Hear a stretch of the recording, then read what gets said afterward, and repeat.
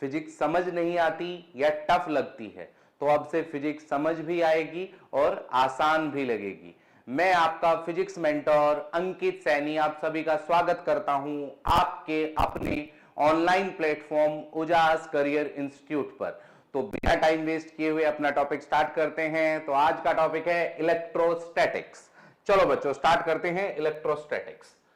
What is electrostatics? अगर हम देखें तो ये दो वर्ड से मिलकर बना है, one is electro and another one is statics. What is the meaning of electro? Electro means होता है something related to the charge, something related to the charge. And another word statics, statics means something is at rest, something is at rest, यानी कि charge rest पर है। तो basically इस पूरे topic में हम कवर करने वाले हैं इलेक्ट्रिक चार्ज की स्टैटिक प्रॉपर्टीज। क्या कवर करने वाले हैं बेटा? इलेक्ट्रिक चार्ज की स्टैटिक प्रॉपर्टीज। मैं एक बात और बताना चाहूंगा बच्चों आप लोगों को कि यहां पर हम एनसीईआरटी से स्टार्ट करेंगे, फिर हम अपना लेवल अप करते जाएंगे, अप करते जाएंगे और हम एडवांस लेवल तक सब कुछ आपको इसी प्लेटफॉर्म पर मिलने वाला है। तो फिर हम यहां पर क्या स्टडी करने वाले हैं बेटा? इलेक्ट्रिक चार्ज की स्टैटिक प्रॉपर्टीज। तो एक बच्चे ने बोला कि सर क्या इलेक्ट्रिक चार्ज सिर्फ रेस्ट पर रह सकता है? तो हमने बोला नहीं, ऐसा तो जरूरी नहीं है कि चार्ज होगा तो वो रेस्ट पर ही रहेगा। तो आओ समझने की कोशिश करते हैं कि चार्ज क्या क्या कर सकता है। हमारे पास एक इलेक्ट्रिक चार्ज है, उसकी दो संभावनाएं हैं कि या तो चार्ज रेस्ट पर होगा या मोशन में होगा। कहां पर होगा बेटा चार्ज? या तो रेस्ट पर होगा या फिर मोशन में होगा। वेरी गुड सर, बहुत अच्छा। अगर चार्ज रेस्ट पर है तो जो इफेक्ट वो प्रोड्यूस करता है that is called electric field, that is called electric field. उस इफेक्ट को बेटा इलेक्ट्रिक फील्ड बोलते हैं। जैसे 11th क्लास में हमने पढ़ा है ना ग्रेविटेशनल फील्ड, ठीक वैसा ही इलेक्ट्रिक फील्ड होता है। ग्रेविटेशनल फील्ड किसी मास के इफेक्ट, किसी मास की वजह से प्रोड्यूस होता है, और इलेक्ट्रिक फील्ड किसी चार्ज की स्टैटिक प्रॉपर्टी होता है। देन मोशन, चार्ज मोशन में हो सकता है। अगर चार्ज मोशन में है तो वो दो तरह का मोशन कर सकता है, आइदर यूनिफॉर्म मोशन और नॉन यूनिफॉर्म मोशन। कितनी तरह का मोशन कर सकता है बेटा? दो तरह का, आइदर यूनिफॉर्म मोशन और non uniform motion.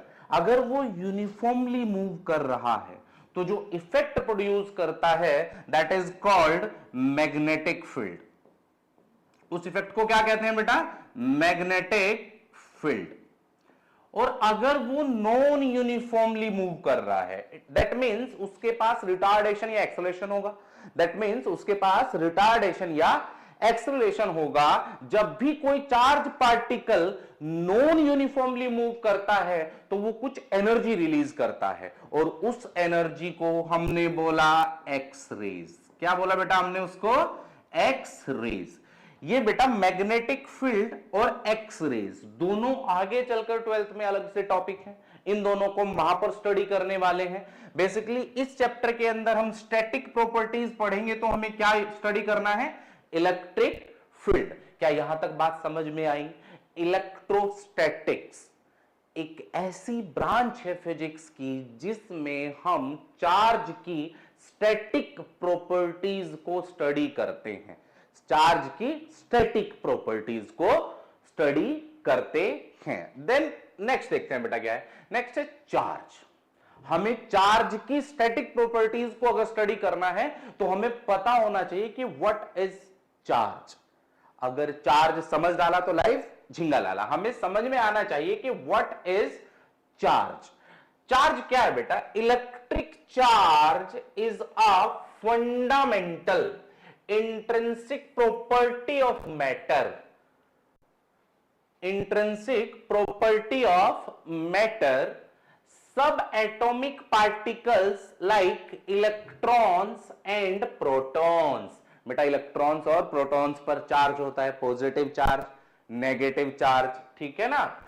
that causes it to experience a physical force, that causes it to experience a physical force, attraction or repulsion when placed in an electromagnetic field. बेटा ये एक बहुत सुंदर word आया, electromagnetic field. जैसे gravitational field होता है वैसे ही हमने फिजिक्स में एक नया टर्म देखा, इलेक्ट्रोमैग्नेटिक फील्ड। इलेक्ट्रोमैग्नेटिक फील्ड का मतलब होता है electric field as well as magnetic field. हाँ, हम आगे चल के ये भी स्टडी करने वाले हैं कि दोनों साथ में कैसे होते हैं, कैसे electric change in electric field magnetic field produce करता है और कैसे change in magnetic field electric field produce करता है। बहुत सारी चीजें हैं, अभी हम बिल्कुल बेसिक से स्टार्ट करेंगे और आगे बढ़ेंगे, ठीक है ना। Electromagnetic field, very good. मतलब चार्ज क्या है बेटा, बेसिकली अगर मैं मोटा मोटी तौर पे बात करूं तो चार्ज जो है मैटर्स की हार्डकोर प्रॉपर्टी होता है। Due to this property matters can experience some force whether it is repulsive और attractive, whether it is repulsive और attractive. Very good sir, charge के बारे में कुछ हमें बात समझ में आई। अब यूनिट ऑफ चार्ज, अगर चार्ज एक फिजिकल क्वांटिटी है तो बट ऑब्वियसली उसका एक यूनिट होगा, unit of charge. SI unit होता है बेटा कूलम्स। क्या होता है बेटा, एसआई यूनिट होता है कूलम। कूलम एक बड़ा यूनिट है तो इन जनरल हम उसको यूज करते नहीं, हम माइक्रो कूलम, पिको कूलम ये सब यूज करते हैं, पर ये एक एसआई यूनिट है। कैसे लिखा बेटा कूलम हमने, हम सब जानते हैं 10th क्लास में हमने सीखा था current, electric current is equal to charge divided by time. तो अगर मैं यहां से चार्ज इज इक्वल टू लिखूं तो आई इंटू टी, आई इंटू टी। मैं जानता फंडामेंटल क्वांटिटी है जिसका यूनिट होता है एम्पियर, और टाइम भी एक फंडामेंटल क्वांटिटी है जिसका यूनिट होता है सेकंड। तो क्या बना बेटा, एम्पियर सेकंड, यानी कि 1 coulomb is equal to 1 ampere second. 1 coulomb is equal to 1 ampere second. ये बेटा एसआई यूनिट है, ठीक है ना। दूसरी यूनिट होती है स्टेट कूलम। क्या होती है बेटा, स्टेट कूलम। दूसरी यूनिट क्या होती है बेटा, स्टेट कूलम। ध्यान से देखेंगे, 1 coulomb is equal to 3 into 10 raise to the power 9 stat coulomb. बेटा याद रखेंगे, ठीक है ना, स्टेट कूलम। ये होती है सीजीएस। कौन सी यूनिट है बेटा, ये सीजीएस। ये यूनिट कौन सी है बेटा, एसआई। एक और तीसरी यूनिट होती है जब हम एटॉमिक लेवल पर बातें करते हैं। कहां पर बातें करते हैं बच्चे हम, एटॉमिक लेवल पर जब हम बातें करते हैं तो चार्ज की यूनिट बताई गई इलेक्ट्रॉन। इलेक्ट्रॉन मतलब 1 इलेक्ट्रॉन का चार्ज होता है 1.6 into 10 raise to the power minus 19 coulomb. देखो बेटा ये कितना छोटा है कूलम से। 1 electron is equal to 1.6 into 10 raise to the power minus 19 coulomb. ये इतना छोटा है। इसी को हमारे सिलेबस के according smallest unit of charge बोला गया है। क्या बोला गया बेटा इसको, smallest unit of charge. Although और भी इससे छोटी यूनिट्स होती हैं जिनको हम क्वार्क्स बोलते हैं, 1/3 इलेक्ट्रॉन, 2/3 इलेक्ट्रॉन, बट वो हमारे सिलेबस का पार्ट नहीं है। हमारे सिलेबस में जो स्मॉलेस्ट यूनिट है वो है इलेक्ट्रॉन। कौन है बेटा, वो इलेक्ट्रॉन। अब हमें 2-3 छोटी छोटी बातें यहां से समझने की जरूरत थी। एक तो चार्ज के बारे में सोचा कि चार्ज क्या है, एक फंडामेंटल प्रॉपर्टी है किसी भी मैटर की। यस और नो बोलो। हमने यूनिट देखा, कूलम देखा जो एसआई यूनिट था, स्टेट कूलम देखा जो सीजीएस यूनिट था, और एक एटॉमिक लेवल पर जब हम बातें करते हैं तो हमने इलेक्ट्रॉन देखा जो बहुत ही छोटा एक चार्ज का यूनिट था जिसको हमारे सिलेबस के हिसाब से स्मॉलेस्ट यूनिट ऑफ चार्ज बोला गया। Then type of charge. किसी ने मुझसे पूछा सर ये चार्ज होते हैं पर ये कितने टाइप के होते हैं, क्योंकि हम जनरली जानते ही हैं कि पॉजिटिव चार्ज नेगेटिव चार्ज। तो मैंने बोला हाँ 2 टाइप के होते हैं, one is positive and another one is negative. एक चार्ज है पॉजिटिव चार्ज, दूसरा है बेटा नेगेटिवली चार्ज। क्या मतलब सर पॉजिटिवली चार्ज और नेगेटिवली चार्ज। अब एक बात समझने की कोशिश करते हैं बेटा। अभी तक जो हमने पढ़ा, जो हमने समझा, उसके हिसाब से हमारे पास जो सबसे छोटी यूनिट है वो इलेक्ट्रॉन है। कौन है बेटा हमारे पास सबसे छोटी यूनिट, इलेक्ट्रॉन। इट मींस मुझे इलेक्ट्रॉन के हिसाब से ही बातें करनी पड़ेंगी। मैं बोल रहा हूं पॉजिटिवली चार्ज। इलेक्ट्रॉन तो खुद से नेगेटिवली चार्ज होता है। इलेक्ट्रॉन कैसा होता है बेटा, negatively charge, minus 1.6 into 10 raise to the power minus of 19 coulomb. ये तो खुद से एक नेगेटिव चार्ज है। तो जब कोई बॉडी पॉजिटिवली चार्ज हो जाए दैट मींस उस पर डेफिशिएंसी ऑफ इलेक्ट्रॉन्स है, उससे मैंने इलेक्ट्रॉन्स निकाल लिए हैं। तो वो बॉडी पॉजिटिवली चार्ज हो गई।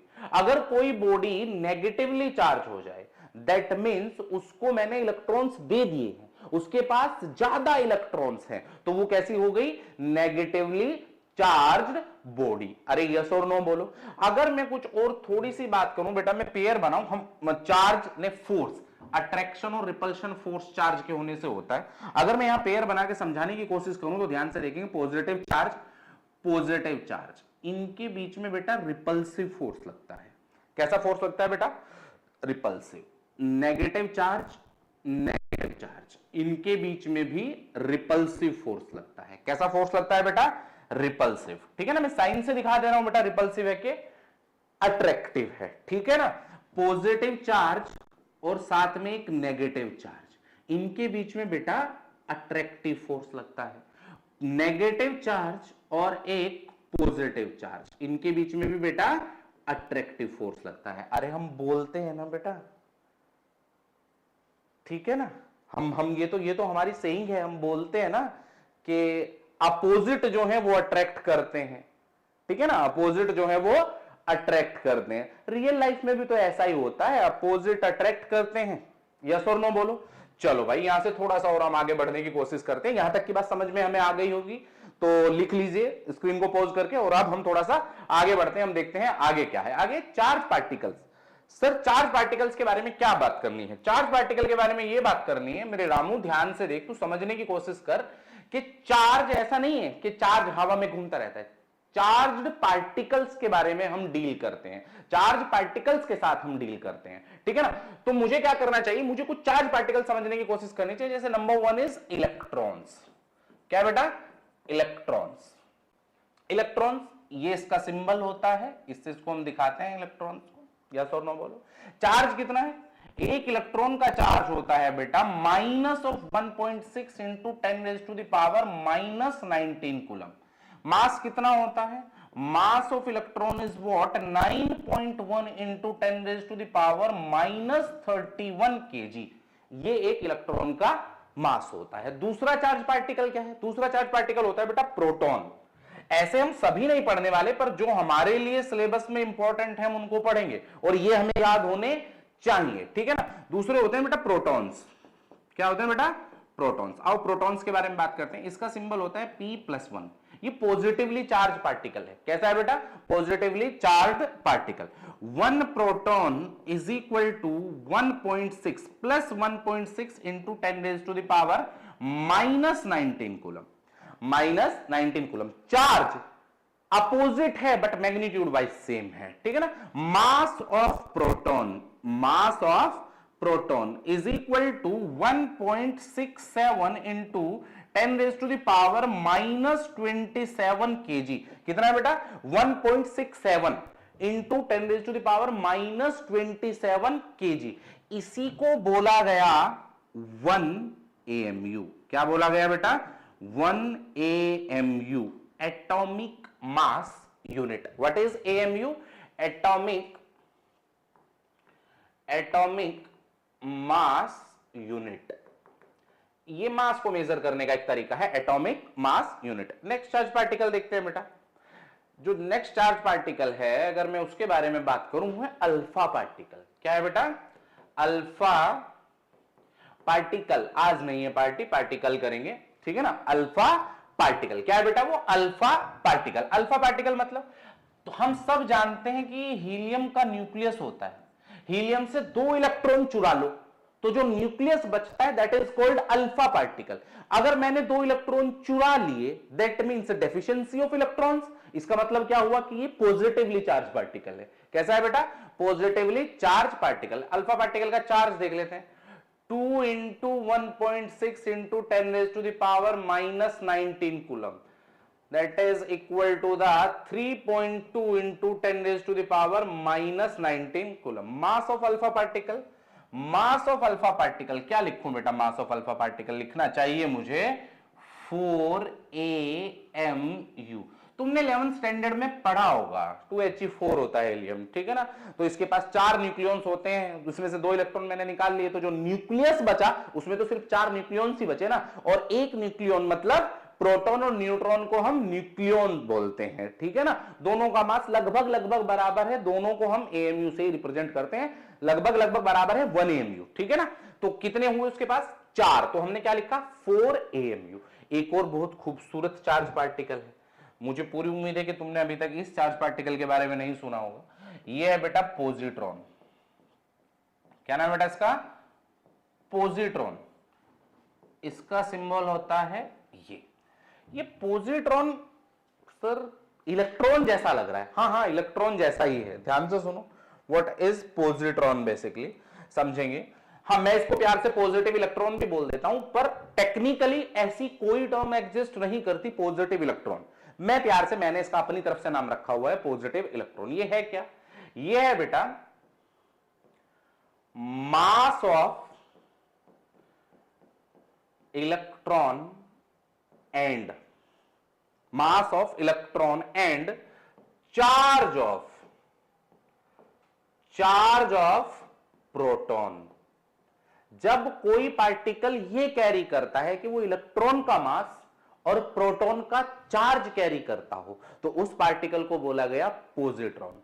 यानी कि अगर मैं लिखना चाहूं, कोई मुझसे पूछे कि what is the charge of positron plus 1.6 into 10⁻⁻19 coulomb, अगर कोई मुझसे पूछे what is the mass of positron, तो यहां पर मैं लिखूंगा, क्या लिखूंगा बेटा 9.1 इंटू 10⁻31 kg। यानी कि बेटा इलेक्ट्रॉन का मास और प्रोटॉन का चार्ज जो कैरी करता हो, उस पार्टिकल को अपन ने क्या नाम दिया, पॉजिट्रॉन। यहां तक बात समझ में आई? यहां तक किसी को कोई दुख दर्द हो तो बताओ। हाँ भाई मेरे रामू बता, यहां तक कोई प्रॉब्लम हो तो बोल। अरे आना बोल यार, चलें आगे बढ़े। चल भाई आगे बढ़ते हैं, देखते हैं। ओहो हो, प्रॉपर्टीज ऑफ चार्ज। चार्ज के बारे में जान लिया, चार्ज पार्टिकल के बारे में जान लिया, यूनिट जान ली। अब उस चार्ज की कुछ प्रॉपर्टीज हैं, वो समझने की कोशिश करते हैं कि क्या क्या प्रॉपर्टीज चार्ज के पास होती हैं। ये बहुत इंपॉर्टेंट है, ये एनसीईआरटी है बेसिकली, बट एनसीईआरटी बेसिक्स अगर क्लियर होंगे तभी हम एडवांस लेवल के क्वेश्चंस कर सकते हैं। ऐसा कुछ नहीं होता कि एडवांस लेवल के लिए कुछ अलग से क्वेश्चंस होते हैं। अगर हमारे बेसिक स्ट्रॉन्ग हैं तो हम सभी तरह के क्वेश्चंस प्रैक्टिस कर सकते हैं, बट अगर हमारी बेसिक्स स्ट्रॉन्ग नहीं है फिर हम क्वेश्चंस नहीं कर सकते। यस और नो? तो हम बिल्कुल बेसिक से धीरे धीरे आगे बढ़ते जाएंगे। बहुत मजा आएगा आपको। आने वाली क्लासेस में हम बहुत टफ क्वेश्चन करने वाले हैं, आईआईटी एडवांस के क्वेश्चन करने वाले हैं। कुछ अलग एक्स्ट्रा कॉन्सेप्ट भी सीखेंगे जो एनसीईआरटी में उनको उस तरह से एक्सप्लेन नहीं किया गया है। ऐसा नहीं है कि हम बिल्कुल एनसीईआरटी में टेक्स्ट टू टेक्स्ट चलते रहेंगे, नहीं, हमें कुछ एक्स्ट्रा चीजें सीखनी पड़ेंगी, बट उन सबको सीखने के लिए बेसिक्स क्लियर होना बहुत जरूरी है। नेक्स्ट हम देखते हैं बेटा एडिटिविटी ऑफ चार्ज। क्या देखते हैं बेटा? Additivity of charge. अरे छोड़ो, समझने की कोशिश करते हैं, एक एग्जांपल से समझते हैं, ठीक है ना। यार एक बात समझ, मैं कह रहा हूं एक सिस्टम है, उस सिस्टम के अंदर अलग अलग 4 बॉडी हैं, body A, body B, body C and body D. 4 body है, उन 4 बॉडी पर अलग अलग चार्ज है। बॉडी ए पर चार्ज है Q1, बॉडी बी पर चार्ज है -Q2, बॉडी सी पर चार्ज है Q3 एंड बॉडी डी पर चार्ज है Q4। मुझसे पूछा गया कि what is the total charge of the system. मुझसे पूछा गया what is the total charge of the system या on the system, what is the total charge on the system. मैं कह रहा हूं यार कुछ ना कर, ये जितने चार्ज हैं इन सबका एल्जेब्रिक सम लिख दे विद साइन। क्या कह रहा हूं मैं कि इन सबका एल्जेब्रिक सम लिख दे। क्या लिख दे बेटा? Algebraic sum with sign. बात खत्म। अरे चार्ज जो है ना बेटा वो एक स्केलर क्वांटिटी है। कैसी क्वांटिटी है चार्ज बेटा? स्केलर। कैसा है बेटा चार्ज? स्केलर। तो जब भी चार्ज को जोड़ना हो उसका एल्जेब्रिक सम लिख दे विद साइन। बस इतना याद रखना है। क्या याद रखना है बेटा? With sign. साइन के साथ एल्जेब्रिक सम लिख दे, जो फाइनल आंसर आएगा वही आंसर है। यस और नो बोलो। नेक्स्ट प्रॉपर्टी देखते हैं बेटा। नेक्स्ट प्रॉपर्टी है कंजर्वेशन ऑफ चार्ज। क्या है बेटे नेक्स्ट? Conservation of charge. चलो यार बात करते हैं इसके बारे में। यहां कुछ हम 11th के टॉपिक कुछ 11th के टॉपिक इंट्रोड्यूस करने वाले हैं, ध्यान से सुनना, ठीक है ना। कंजर्वेशन ऑफ चार्ज के बारे में अगर मैं बात करूं तो मुझे क्या बात करनी चाहिए, मुझे लिखना चाहिए charge is conserve, charge is conserve for, charge is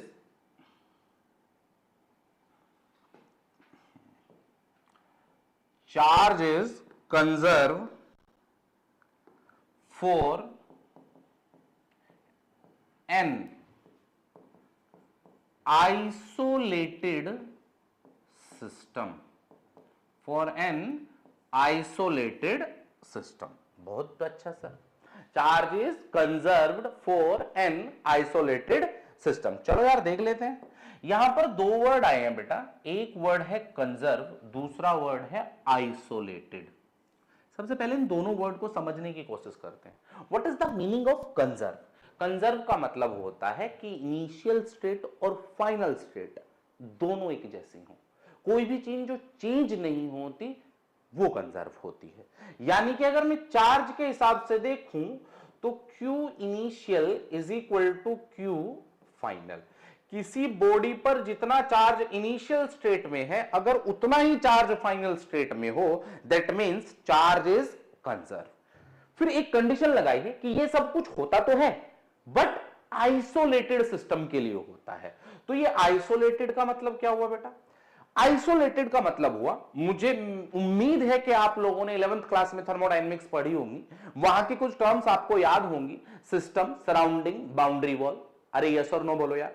जब कोई सिस्टम अपने सराउंडिंग के साथ इंटरेक्ट ना करता हो, दैट मींस वो सिस्टम आइसोलेटेड है। अरे कोरोना में भी तो ऐसा ही हुआ था ना, हमें आइसोलेशन में भेजा जाता था 10-10 दिन के लिए, 15-15 दिन के लिए, कि 10 दिन तक आप किसी से नहीं मिलोगे। अगर आप एक कमरे में बंद हो, कोई कमरे में नहीं आता और ना कमरे से कोई बाहर जाता, दैट मींस आप किस में हो? आप आइसोलेशन में हो। यानी कि ये सब हो तो सकता है बट किस में हो सकता है? आइसोलेशन में। आओ एक एग्जांपल से समझने की कोशिश करते हैं। हमारे पास एक सिस्टम है, इस सिस्टम में तीन अलग अलग बॉडीज हैं, body A, body B, body C. Body A, body B and body C. Yes और नो बोलो। बॉडी ए पर +10 कूलम चार्ज है, बॉडी बी पर -3 कूलम चार्ज है, बॉडी सी पर -3 कूलम चार्ज है, बॉडी बी पर +1 कूलम चार्ज है। कितना बेटा? +1 कूलम चार्ज है। अरे यस और नो बोल यार, बहुत अच्छा। और ये जो सिस्टम है, ये सिस्टम आइसोलेटेड है। कैसा है बेटा ये सिस्टम? आइसोलेटेड। आइसोलेटेड का मतलब कि ये जो बाउंड्री वॉल लगाई गई है, इसके बाहर ना तो चार्ज जाएगा और ना इसके अंदर चार्ज जाएगा। इस बाउंड्री वॉल को चार्ज क्रॉस नहीं कर सकता। आइसोलेशन में इस काम हो रहा है। तो इसके अंदर कुछ कुछ हुआ, कुछ तो हुआ है, कुछ हुआ। हमें नहीं पता क्या हुआ और हमें जानना भी नहीं है क्या हुआ, पर अंदर कुछ कुछ हुआ। कुछ होने के बाद ये कुछ एक फाइनल स्टेट बनी। क्या बनी बेटा? ये कुछ एक फाइनल स्टेट बनी। ये हमारी बॉडी ए, ये हमारी बॉडी बी, ये हमारी बॉडी सी। ठीक है ना? ये हमारी body A, body B, body सी। मैं कह रहा हूं कि यार बॉडी ए पर प्लस का 5 कूलम चार्ज है, बॉडी सी पर माइनस का 3 कूलम चार्ज है। Find the charge at body B. Find the charge at body B. चलो भाई देख लेते हैं। फाइंड चार्ज एट या on body B. B body पर मुझे चार्ज कैलकुलेट करना है, तो कितना होगा? तो सर गुरुजी आपने ही अभी बताया था कि ये सिस्टम आइसोलेटेड है और आइसोलेशन में चार्ज कंजर्व होता है। जितना टोटल चार्ज इनिशियल होगा उतना ही टोटल चार्ज फाइनल भी होगा। तो इनिशियल टोटल चार्ज कैलकुलेट कर लेते हैं। कितना है बेटा? अब किसी सिस्टम पर अगर टोटल चार्ज लिखना है तो algebraic sum with sign. Simple. क्या लिखना है बेटा? 10 +1 -3 is equal to, system final state के सिस्टम को देखते हैं, +5 मैं मान लेता हूं बॉडी बी पर x कूलम चार्ज है। कितना कूलम चार्ज है बेटा? x -3 +x। यहां बता टोटल कितना बचा? 8 इज इक्वल टू 2 + x। तो x का वैल्यू कितना है बेटा जी? +6, यानी कि बॉडी बी पर +6 कूलम चार्ज होगा। यस और नो? क्या बात समझ में आई? क्या मैं first property and second property दोनों को क्लियर कर पाया कि what is the conservation of charge, what is the additivity of charge? अरे यस और नो तो बोलना पड़ेगा भाई, इसके बिना तो काम चलेगा नहीं। आगे बढ़े, बात यहां तक क्लियर है? बात समझ में आई? चलो भाई आगे बढ़ते हैं। आगे देखते हैं, एक और खूबसूरत प्रॉपर्टी है, चार्ज इन इनवेरिएंट। अरे यस और नो बोलो यार। बेसिकली इसका मतलब समझने की कोशिश करते हैं कि what is the meaning of this. मैं इसको लिखता हूं, charge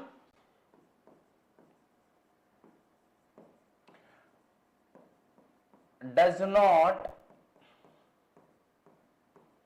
change with speed. Charge does not change with speed. Speed बदलने से चार्ज बदलता नहीं है, ठीक है ना? वो इनवेरिएंट है, चार्ज स्पीड बदलने से बदलता नहीं है। देखो कैसे नहीं बदलता, समझने की कोशिश करते हैं। कि मान लो मेरे पास एक चार्ज पार्टिकल है जो इनिशियली रेस्ट पर है। इनिशियली कैसा है बेटा? रेस्ट पर है। मेरे पास एक चार्ज पार्टिकल है जो इनिशियली रेस्ट पर है। किस पर है बेटा? Initially rest. After some time, और इस पर 10 कूलम का चार्ज है, +10 कूलम चार्ज है। आफ्टर सम टाइम यही चार्ज पार्टिकल 2 × 10⁸ मीटर पर सेकंड से चलने लगता है। किसे चलने लगता है बेटा? 2 × 10⁸ मीटर पर सेकंड से मूव करने लगता है। तो अब इस पर चार्ज कितना होगा? बोला गुरुजी आपने ही तो बोला कि स्पीड बदलने से चार्ज बदलता नहीं है। हमने अभी तो बताया मैंने कि स्पीड बदलने से चार्ज बदलता नहीं है। अगर चलते हुए पार्टिकल का चार्ज ऑब्जर्व किया जाए और वो पार्टिकल रुक जाए तो चार्ज रिमेन सेम। यस और नो बोलो। इसमें कोई दुख दर्द तकलीफ वाली बात नहीं है। पर यह बात हम समझने की कोशिश क्यों कर रहे हैं? क्योंकि अब तक 11th क्लास में जो है हम सिर्फ मास से डील करते हुए आ रहे थे। तुमने ध्यान से देखा होगा, ऑलमोस्ट पूरी 11th क्लास हमने मैक्सिमम टाइम मास के साथ डील किया है। But mass can change with speed. हां बच्चों, तुमने ये सुन के बहुत अच्छा लगेगा, बहुत सुंदर सुंदर फील होगा, पेट में गुदगुदी होंगी कि मास स्पीड के साथ बदलता है। रियलिटी यही है।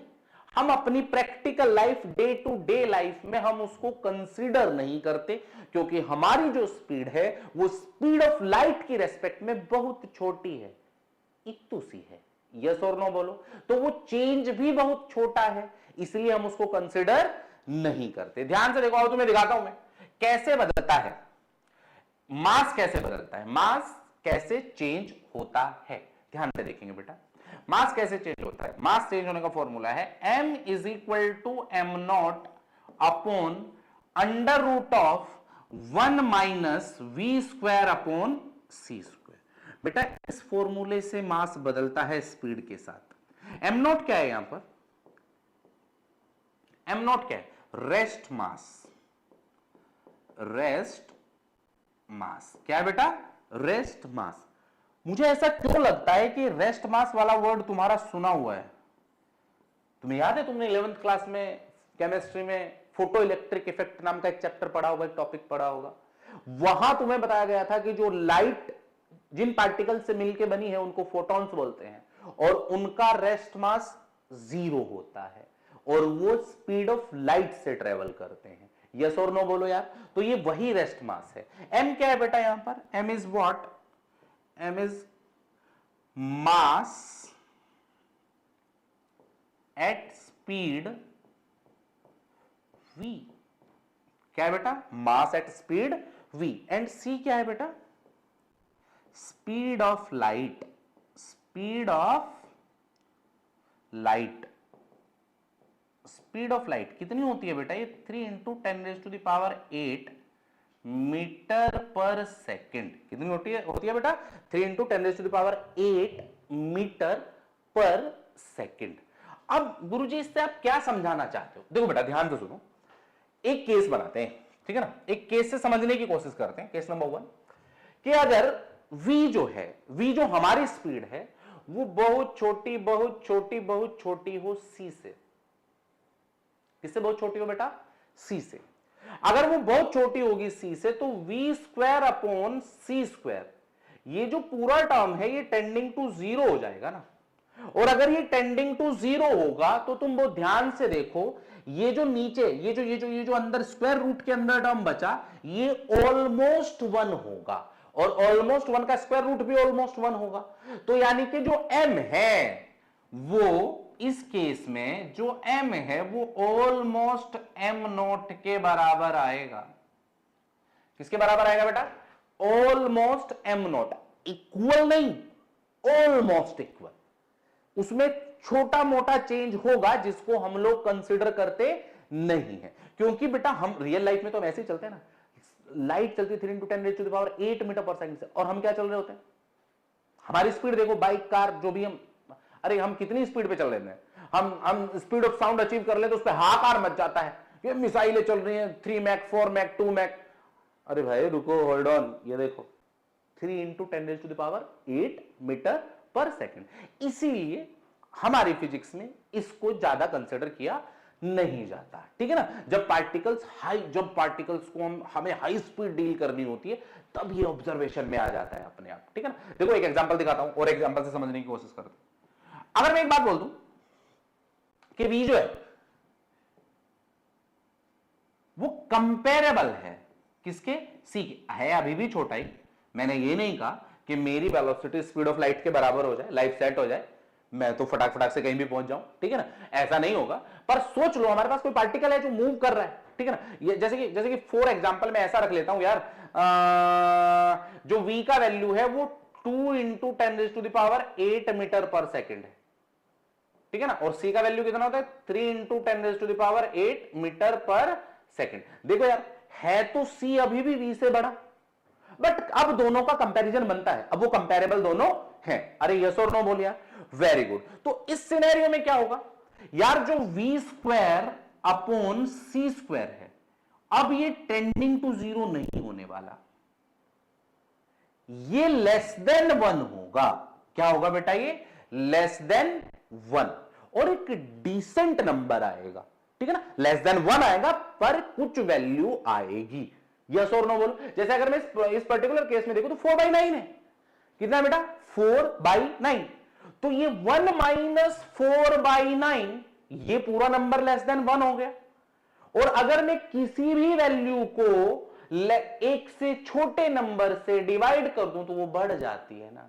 बेसिकली इस सिनेरियो में m is greater than m not, m is greater than m not, यानी कि जो रेस्ट मास था और जो स्पीड v पर मास है वो बड़ा है। जैसे जैसे स्पीड बढ़ती जा रही है वैसे वैसे भारी होती जा रही है चीजें, वैसे वैसे मास बढ़ता जा रहा है। अरे यस और नो बोलो।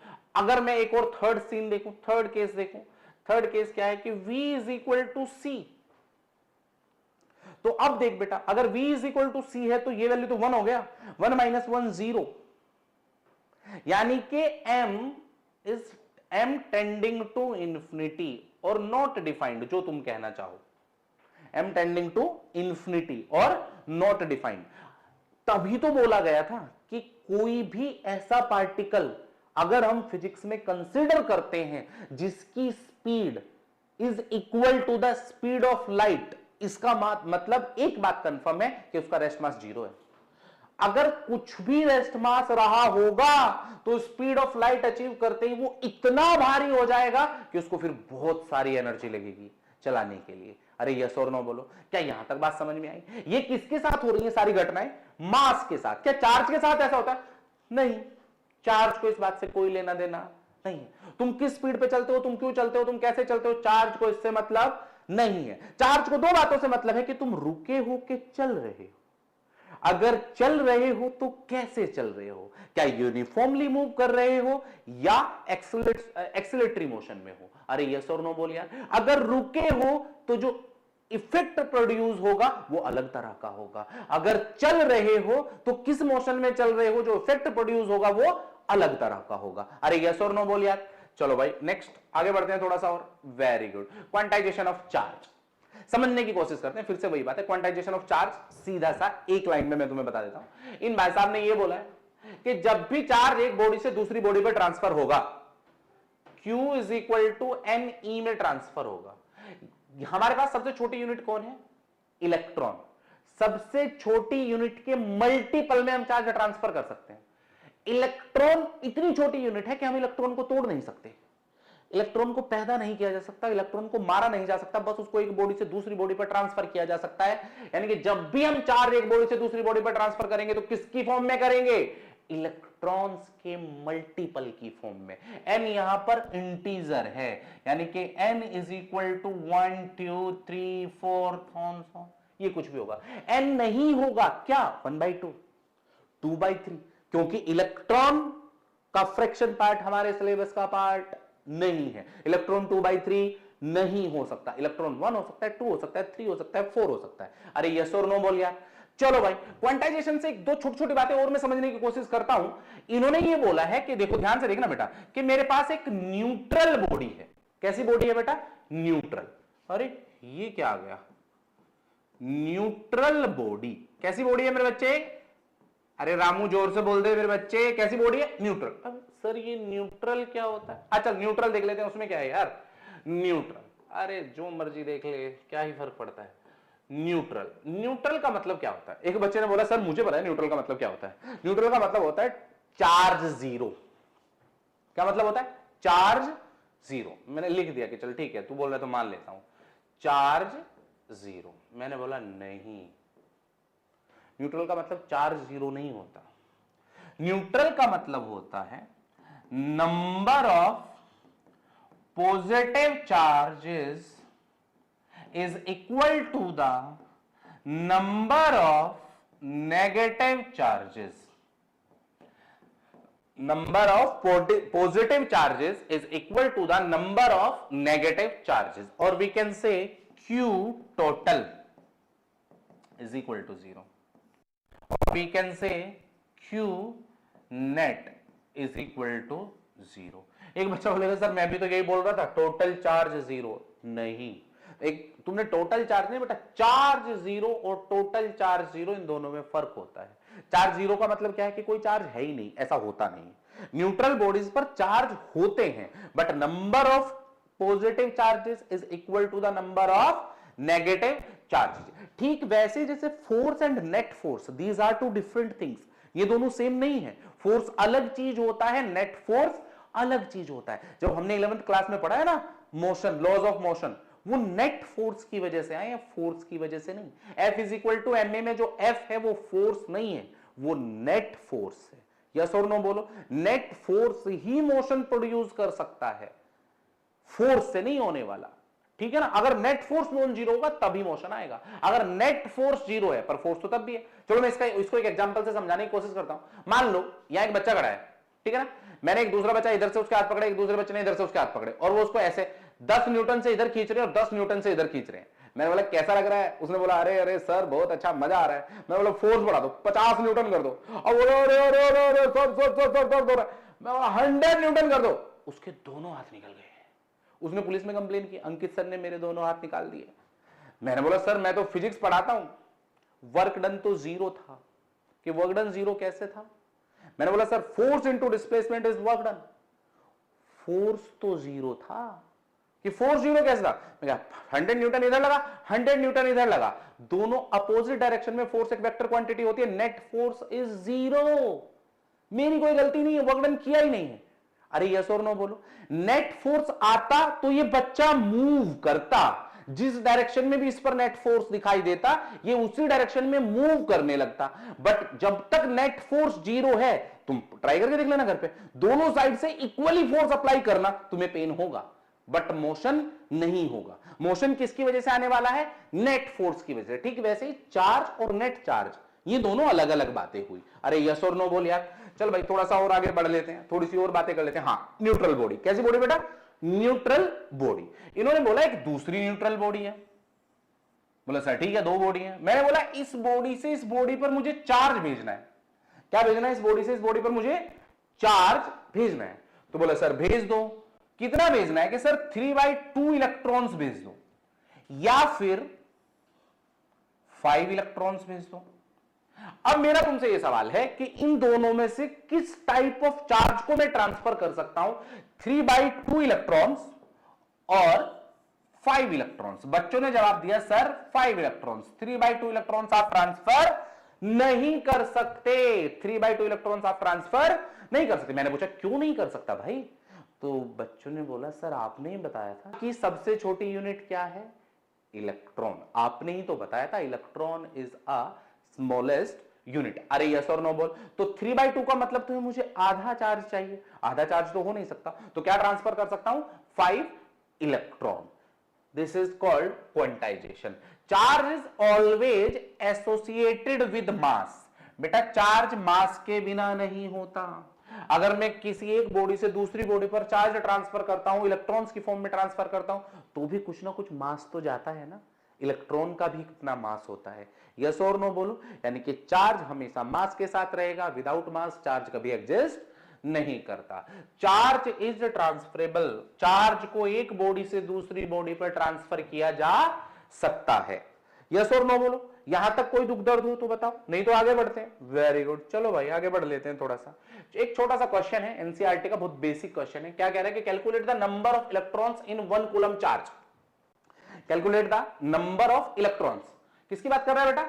इलेक्ट्रॉन्स की बात कर रहा है। अगर ये नंबर ऑफ इलेक्ट्रॉन्स कैलकुलेट करवा रहा है, दैट मींस ये जो 1 कूलम है नेगेटिव चार्ज होगा। मैं मैग्नीट्यूड वाइज कैलकुलेट करूंगा। मैं जानता हूं Q is equal to N E. क्या जानता हूं सर? अभी अभी कुछ आपने पढ़ा है, Q is equal to N E. क्या पढ़ा है बेटा? Q is equal to N E. तो गिवन क्या है मुझे? गिवन तो सर दो ही चीजें हैं। एक तो है Q टोटल चार्ज, वो है 1 कूलम। एक मैं ऑलरेडी जानता हूं कि चार्ज ऑफ इलेक्ट्रॉन जो होता है वो होता है 1.6 इंटू 10⁻⁻19 कूलम। हाँ मैं जानता हूं यहां पर माइनस है, तो यहां पर भी माइनस ही होगा। क्यों माइनस होगा? क्योंकि नंबर ऑफ इलेक्ट्रॉन्स कैलकुलेट करने ना, नंबर ऑफ इलेक्ट्रॉन्स कैलकुलेट करना है, तो इसका मतलब इलेक्ट्रॉन के चार्ज की बातें हो रही है, तो टोटल चार्ज भी तो नेगेटिव रहना चाहिए। यस और नो बोलो। तो बात खत्म हो जाती है। n is equal to Q by E. Q कितना बेटा? 1। बेटा मैं सिर्फ मैग्नीट्यूड लिख रहा हूं, डिवाइडेड बाई 1.6 इंटू 10⁻⁻19। अरे यस और नो बोलो। इसी को पढ़े लिखे लोगों ने ऐसे लिखा 10/16 इंटू 10⁻18 कूलम, सॉरी 19 कूलम। अरे यस और नो बोल। कितना लिखा बेटा? माइनस माइनस है तो ऊपर जाके क्या हो गया? प्लस। इसी को कैलकुलेट करने पर आएगा 6.24। कई बार 25 भी लिख देते हैं, इट्स ओके। 10⁻18। एक बार चेक कर लेना बेटा, ये नंबर है। मेथड्स ऑफ चार्जिंग क्या देखते हैं बेटा? Methods of charging. Charging by friction. बेटा मैं जब किसी बॉडी से इलेक्ट्रॉन्स ले लेता हूं या इलेक्ट्रॉन्स दे देता हूं तो उसको अपन बोलते हैं चार्जिंग। और जब उन इलेक्ट्रॉन ले लेना या दे देना, इलेक्ट्रॉन ऐसा तो है नहीं यूपीआई कर देंगे कि ला तू मेरे को कर दे, क्यूआर कोड स्कैन कर ले, ऐसा तो नहीं होगा। तो उन इलेक्ट्रॉन को ट्रांसफर करने के लिए मुझे कुछ मेथड्स यूज करने पड़ते हैं, that is called methods of charging. Charging by friction. क्या बेटा? Charging by friction.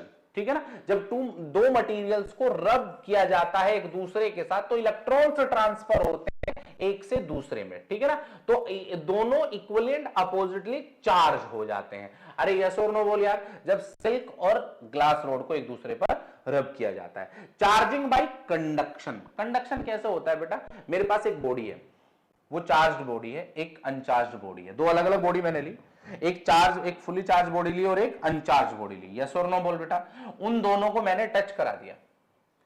जब मैं उन दोनों को टच करा दूंगा, ये दोनों, एक कंडीशन ये है कि ये दोनों में कंडक्टिंग बॉडी होनी चाहिए, तो कुछ इलेक्ट्रॉन या कुछ चार्जेस यहां से यहां ट्रांसफर हो जाएंगे और फिर इन दोनों के ऊपर चार्ज दिखाई देने लगेंगे। This is called charging by conduction. इसको कराने का एक तरीका और होता है कि मेरे पास एक चार्ज्ड बॉडी है। यस और नो बोल। कैसी बॉडी है मेरे पास? एक चार्ज्ड बॉडी, और इस बॉडी को मैं कंडक्टिंग वायर के थ्रू एक दूसरी अनचार्ज्ड बॉडी से कनेक्ट कर लूंगा तो चार्ज यहां से यहां ट्रांसफर होने लगेंगे। This is called conduction. ये कंडक्टिंग वायर है। बाई कनेक्शन और बाई टच दोनों से हम कंडक्शन करा सकते हैं। तीसरा है चार्जिंग बाई इंडक्शन। इसमें क्या होता है बेटा, जब भी हम किसी बॉडी को किसी इलेक्ट्रिक फील्ड में रख देते हैं, एक्सटर्नल इलेक्ट्रिक फील्ड में रख देते हैं किसी कंडक्टिंग न्यूट्रल बॉडी को, तो उसमें कुछ चार्जेस इंड्यूस्ड हो जाते हैं। This phenomenon is called induction. This phenomenon is called induction. बेटा ये और ये हम बहुत डिटेल में पढ़ने वाले हैं आगे चैप्टर में, ठीक है ना। चार्जिंग बाय फ्रिक्शन, इसका इतना काम नहीं है।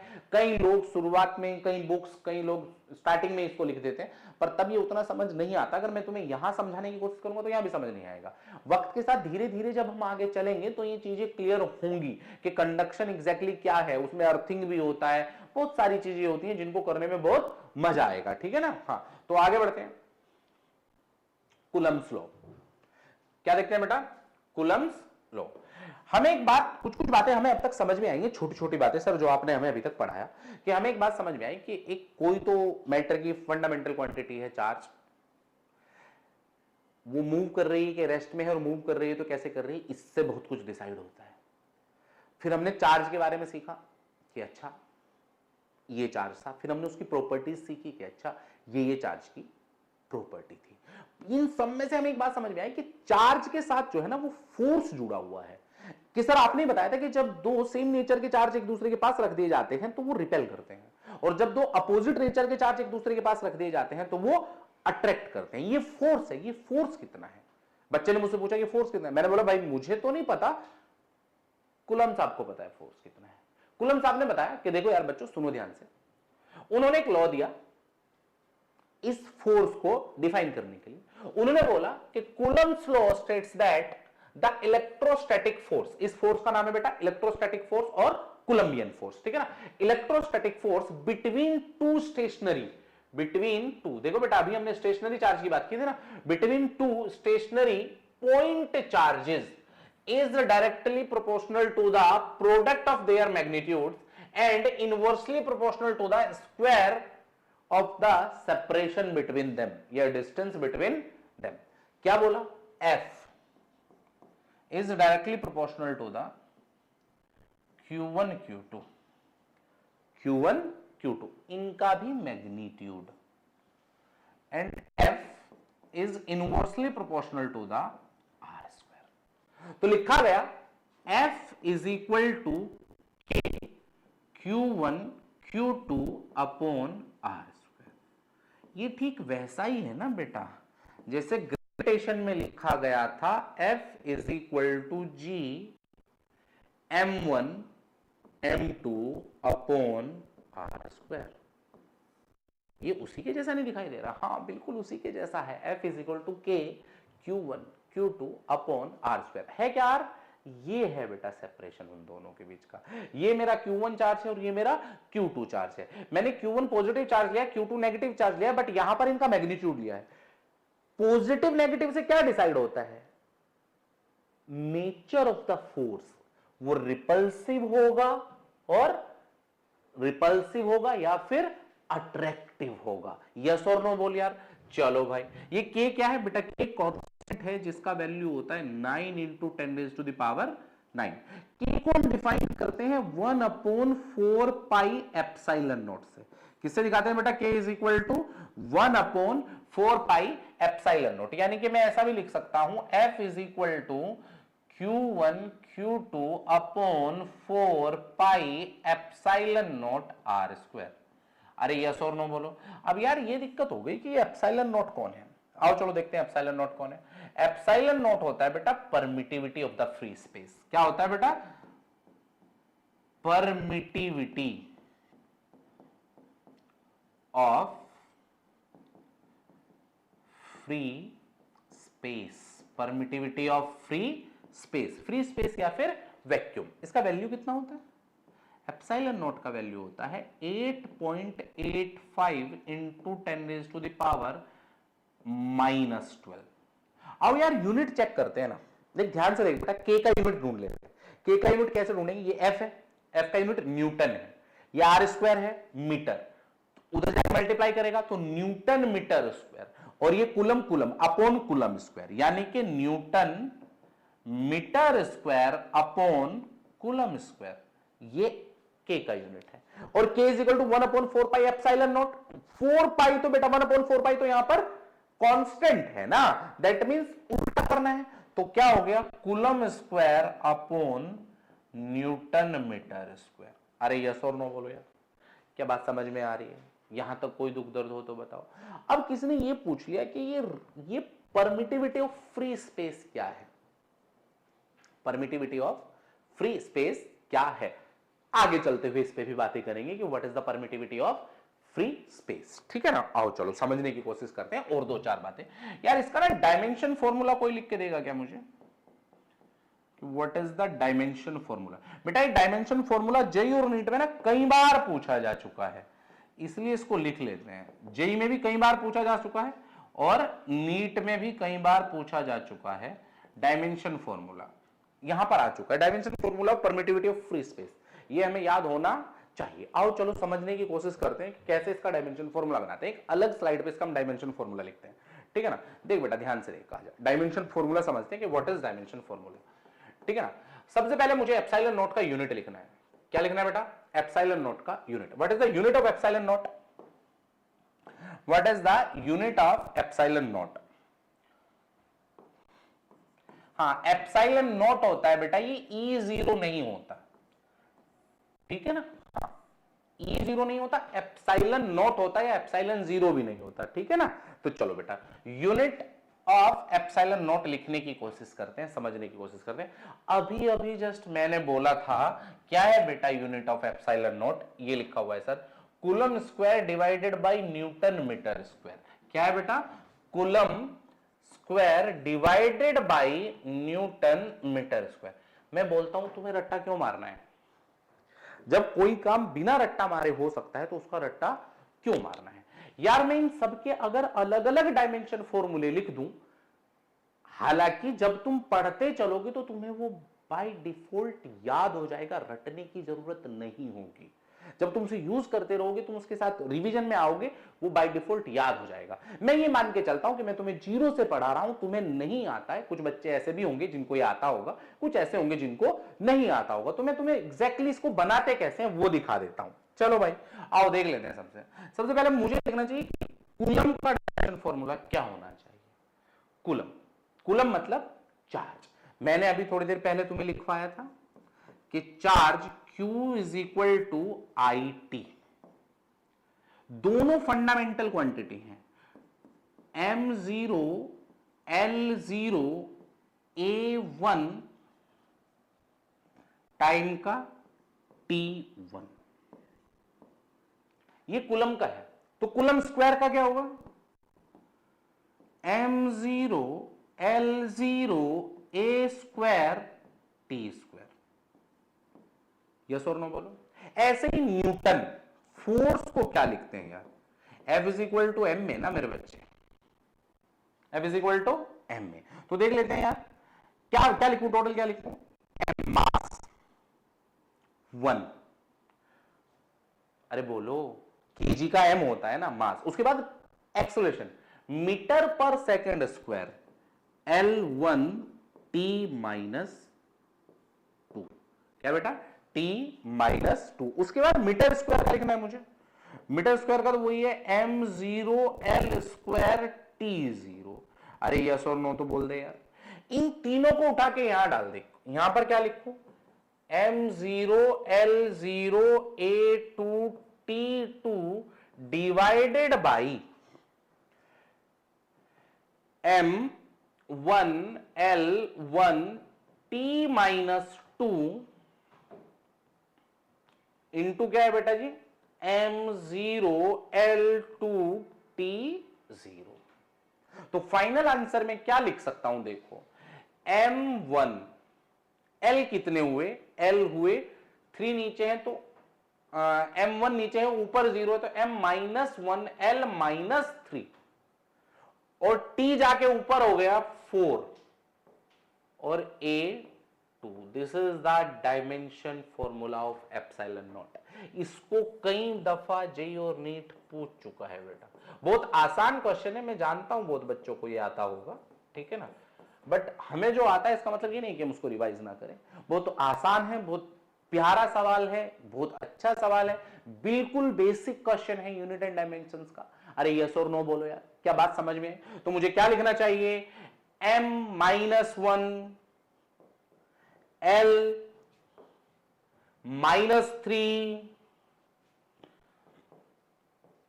T4A2, this is the dimension formula of epsilon naught, this is the dimension formula of epsilon naught। अरे यस और नो बोलो, क्या यहां तक बात समझ में आई? यहां तक बात समझ में आई? चलो थोड़ा सा और आगे बढ़ के देख लेते हैं भाई, थोड़ा सा और आगे बढ़ते हैं। क्या बोलते हैं, कुछ इंपॉर्टेंट पॉइंट्स हैं अबाउट कूलम्ब्स लॉ, मैं उनको समझाने की कोशिश करता हूं, ठीक है ना। Point charges only, the law is strictly valid for stationary point charges. बेटा इस बात का ख्याल रखेंगे कि पॉइंट चार्ज होने चाहिए, कूलम्ब्स लॉ तभी वैलिड है, पॉइंट चार्ज होना चाहिए और स्टेशनरी होना चाहिए। अगर चार्ज अंडर द मोशन है तब कूलम्ब्स लॉ वैलिड नहीं होगा। Where the size of the charge bodies is much smaller than the distance between them, यानी कि जो बॉडी का खुद का साइज है, वो जो R separation between two bodies है उससे बहुत छोटा होना चाहिए, ठीक है ना। Point number 1। Point number 2, inverse square law, the force decreases rapidly as the distance increases, ठीक है ना। जैसे जैसे distance between two charge bodies यानी कि सेपरेशन बिटवीन देम इंक्रीज होता है, तो जो फोर्स है ना बेटा वो एकदम से डिक्रीज होता है। यस और नो बोलो। नेक्स्ट है फोर्स, डायरेक्शन एंड नेचर। बेटा लाइक चार्जेस रिपेल करते हैं एंड अपोजिट चार्जेस अट्रैक्ट करते हैं, ठीक है ना। With the force acting along the line joining the centres of the charges. बेटा ये लाइन बहुत इंपॉर्टेंट है, ध्यान से इसको देखो, यानी कि कूलम्ब्स लॉ में जो फोर्स लगता है, जो इलेक्ट्रोस्टैटिक फोर्स है, वो कहां वैलिड है, वो है विद द वो कहां वैलिड है बेटा, acting along the line joining the centres of the charges, यानी कि वो always along the joining line ही लगने वाला है। यार एक बच्चे ने मुझसे यहां पे एक सवाल पूछा कि सर एक बात बताओ मुझे आप, कि जैसे ये दो पॉइंट चार्जेस हैं, इन दोनों पर जब भी रिपल्सिव फोर्स लगेगी तो ऐसे लगेगी। मैंने बोला हाँ सर दोनों पर इक्वल होगी, मैंने बोला हाँ इक्वल भी होगी, बिल्कुल सही बात है, इसमें कोई बुराई वाली बात है ही नहीं। तो बोले सर ये तो न्यूटन्स थर्ड लॉ जैसा नहीं हो गया क्या, कि equal and opposite, every action has equal and opposite reaction. मैंने बोला हाँ न्यूटन्स थर्ड लॉ जैसा ही है, बट एक कंडीशन है कि सिर्फ और सिर्फ जॉइनिंग लाइन के अलोंग होगा। किसके अलोंग होगा बेटा, जॉइनिंग लाइन के अलोंग होगा। अरे यस और नो बोल बेटा, जॉइनिंग लाइन, इसमें मुझे पता होना चाहिए कि जॉइनिंग लाइन कहां पर है, ये एक्शन रिएक्शन पेयर की तरह ही काम करेगा, but along the joining line. अरे यस और नो बोलो बेटा। 4, 5 एंड 6 ये 3 पॉइंट और हैं जिनको हम डिस्कस करेंगे, पहले कुछ पढ़ेंगे फिर डिस्कस करेंगे। अरे यस और नो बोल यार, क्या बात समझ में आई? तो मैं उम्मीद करता हूं कि आज आपको लेक्चर पसंद आया होगा, अच्छा लगा होगा। मिलते हैं नेक्स्ट क्लास में। Thank you.